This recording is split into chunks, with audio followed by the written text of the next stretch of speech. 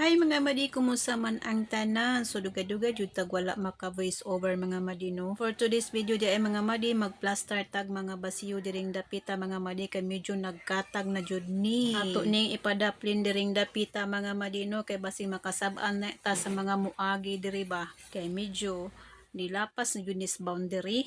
So kay dili man kay ko tanto busy sa sud sa tindahan, so mao ni gawas ko diris gawas mga madi kay aron sa pagplaster ani mga basiyo. Dili jud intaw nali magnegosyo mga madi, labi na imong negosyo sama ani. Bugat ba kay ni sa kwarto ni mga kahon mga madi bisag wala na ni sulod, bugat ba ini gihapon. Pero sayon ra gyud nga trabaho mga madi. Sayon ra ni nako mga madi kay sa una nagdako man gyud ko og kanang pagpanakwat og mga sinako. Imagine mga madi no, katong sa medyo dalagita pa ko magmamuwad mi anang humay mais mga madi, ayungan ako sa akong nanay ng usa ka sako, bugat ba kay nang usa ka sako mga madi. So mao ni nga dili jud ko maglisod ani nga trabaho mga madi kay naanad man ko pagpanakwat. Pero ikaw wa ka naanad ani nga trabaho mga madi kaning pagpanakwat ug bugat, ayo na lang jud upaalig-alig pag negosyo ihama ingon ani. Ug gusto jud ka magnegosyo sa maani, so naa jud kay boy ani mga madi kanang tigsakwat sa mga basiyo. Pero ako mga madi naanad naman ko ani, so mao ni nagsakwat-sakwat ko nuhay ko. Pero dili ko kada adlaw ingon ani mga madi, dili sana ko permintihon kay kusog ba kay ni makabughat. Trabaho ra ko ingon ani mga madi kanang kondisyon ra gyud akong lawas kana wala koy mood-on ba. Ang pangnegosyo mga madi dili ni kontisay. Kung kinsay una madato nato mga madi, kontis ni kung kinsa toy mulahutay. Ug taas pod ang imuhang pasensya. Kay og magnegosyo gani ka nga mubo kag lubot mga madi, ambot lang. Kay dili ba jud nakalikayan mga madi na klase-klase nga batasan sa tawo ang imuhang masugatan. Na ay mga pilosopo ug naapoy mga butan. Kay sa negosyo dili lang puhunan na imuhang pagakuptan, kinahanglan naa jud kay taas nga pasensya mga madi. Kay og mubo ra imong pasensya mga madi, dili jud ka mulahota aning pangnegosyo. Kay bawo mo mga madi, sugod na ko aning pangnegosyo nako mga madi, daghan na sad kong mga suki nga na nag-close na sad sa ilang mga tindahan. Kay wala na sad sila kaagwanta mga madi ba, kay daghan sad nam lang utang na wala pud daw mamayad. Dili jud nato ni ipautang mga madi, total dili bitaw ni mapanos. Ayaw mog tuo anang mga sulti sa uban mga madi nga kung dili ka magpautang dili na mahalin imong tinda.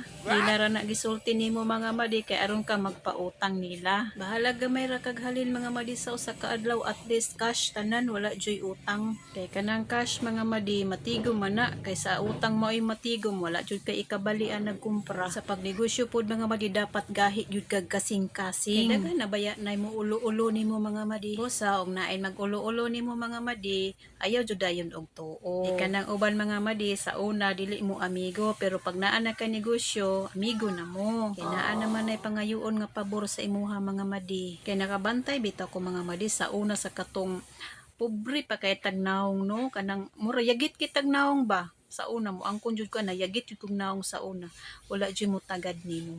Pero tungod sa atong pagpaningkamot mga madi na makanegosyo tagamay, di na nito kalikayan nga bisag wala nato tagda ba mo smile magkalit. Makalanganin sad kog smile mga madi kay basig dili ako gi-smilean. Nya nay uban mga madi nga madam na itawag sa imuha. Bitaw mga madi kanang nay bitaw mo tawag na kog madam, kuyawan baya ko kay ang sumpay ana, madam pahuwa mata diha kwarta bi, pautangon pa ko nimo madam. Sumao nang nerbyuson jud ko pag naay mo tawag na kog madam mga madi. Kay bawo baya ta nga dili baya ta madam, unya nganong tawgon man tag madam. Kunya og dili nimo pautangon tunguhon noong ka ingnon ka madam ag ta ka.